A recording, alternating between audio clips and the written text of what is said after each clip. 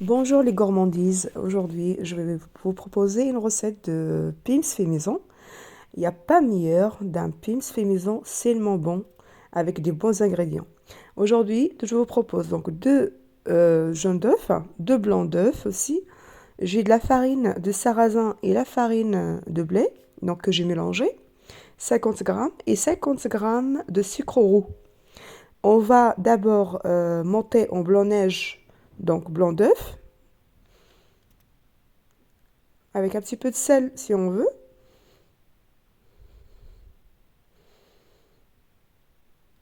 On va mettre de côté.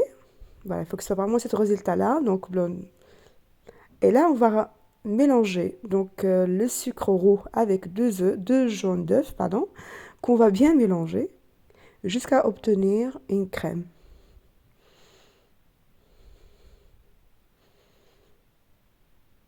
On a toujours acheté dans le commerce, alors pourquoi pas d'essayer? Franchement, c'est super bon et sainement bon pour la santé, pour vos enfants et pour les grands, bien sûr. Là, on rajoute la farine, donc les deux farines, donc le sarrasin que j'ai utilisé et la farine blanche. Donc on mélange bien et après on va rajouter en blanc-neige donc que j'ai bien battu au début. Donc là, je vais bien mélanger avec une spatule tout doucement pour bien incorporer les ingrédients. On obtient bien sûr cette texture. Après que j'ai bien préparé mes moules, là je vais pas trop remplir bien sûr, attention les filles, donc vous pouvez très bien faire une petite cuillère comme vous le voyez là, une grande cuillère pardon à soupe. Justement, il ne faut pas qu'il soit très très épais, il faut qu'il soit très fin. Moi j'ai utilisé quelques-unes qui c'était un peu plus épais bien sûr.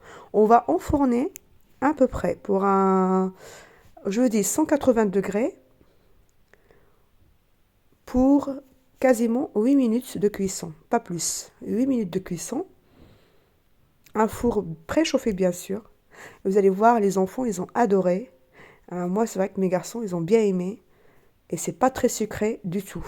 C'est à vous d'essayer vraiment. Vous allez voir la différence entre celle de maison et celle de commerce.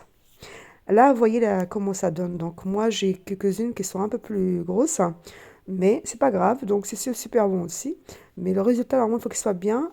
Et là, je vous propose la confiture, pardon, de la fraise. Bah, c'est une confiture de fraises. Ce que moi, je vais faire, bien sûr, mais si vous avez des framboises, pourquoi pas. Et si vous avez marmelade d'orange, pourquoi pas, c'est super bon. Alors, j'ai rajouté un sachet de agar-agar. Et voici le résultat. Moi, j'ai pas trop mixé, je préfère laisser comme ça. Et à ce moment-là, je vais commencer à garnir mes petites génoises. La quantité que vous désirez bien sûr, il ne faut pas que ce soit trop rempli non plus, parce que sinon, pour on va dire la ganache qui est avec le chocolat, bien sûr. Alors moi, je le mets de côté, bien sûr, pour 10 minutes au congélateur. Après, je passe aux garnitures, donc là, plutôt aux ganaches au chocolat. Voici le résultat et bon appétit!